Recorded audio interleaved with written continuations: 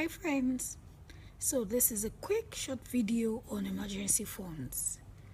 Why do you need to have emergency funds? As the word implies, emergencies. Emergencies happen from time to time. Some time ago I was driving on the road, Third Mainland Bridge in this part of the world, Lagos, where I live. And all of a sudden, my car just stopped moving. It hadn't showed any sign before then, and I was in a quandary.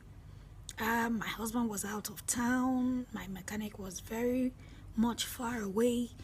I had to just, use the service of towing vehicles because, it was such a sensitive bridge. You wouldn't want to be caught there, late at night. I didn't have to call anybody to say, guy, give me some amount of money I need to, just get myself out of this emergency.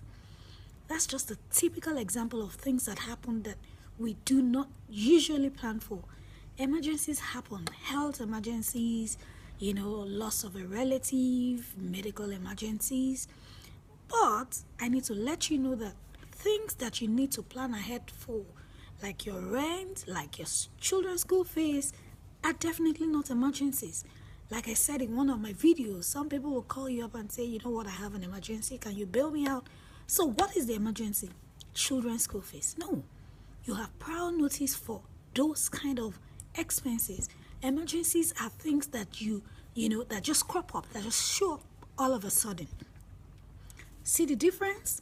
Everyone needs to have emergency funds on your journey to financial freedom. If you don't have emergency funds, things happen, you go borrowing, you're not able to save. So emergency funds is one of the pillars, one of the foundational requirements, of building wealth. You need to have something set aside that you can always fall back on when there is a need to do so. So Dave Ramsey, one of my, mentors, advises two types of emergency funds. I quite agree with him. He calls the first one the starter emergency funds.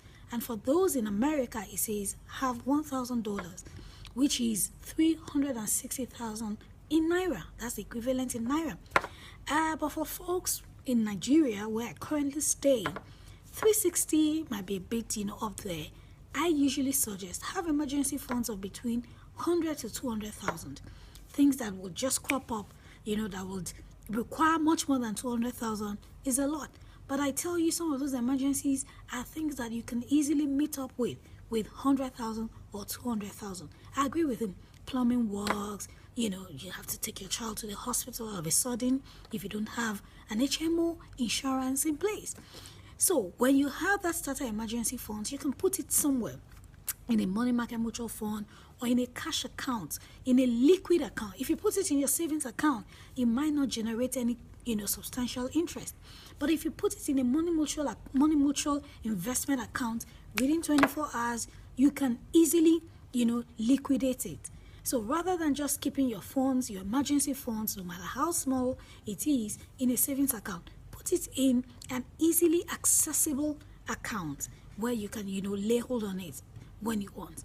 So once you have a funded starter emergency funds, now let's talk about the fully funded emergency funds. And it says have 3 to 6 months equivalent of your living expenses. I agree with that. Things happen. Some people lose their job without prior notice. Living expenses are things that you necessarily have to pay for whilst you're waiting for another job. Need to have expenses. You have your feeding, you have your maybe house rent, you have your medical. All those priority expenses are things that would form the part of your living expenses for 6 months. So friends, it's important that you have your starter emergency fund and your fully funded emergency fund. It just helps. The reason why a lot of people find themselves in a debt trap is because they don't have anything they can fall back on. When things happen, they go borrowing almost immediately after. So it is a foundational requirement. Like I already said, keep your emergency funds intact. Don't use it to buy shoes. Don't use it for your nice to have items. Just keep it somewhere strictly for emergency funds. Wishing you all the best on this journey to personal financial freedom. All the best.